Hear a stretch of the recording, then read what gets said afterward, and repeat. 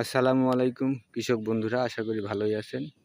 আমিও ইনশাল্লাহ আপনাদের দয়ায় ভালোই আছি। দেখতে পাচ্ছেন লতিরাজ বাড়িওয়ান কচুর জমি। এইখানে দেখেন অনেক বড় বড় লতি আসছে।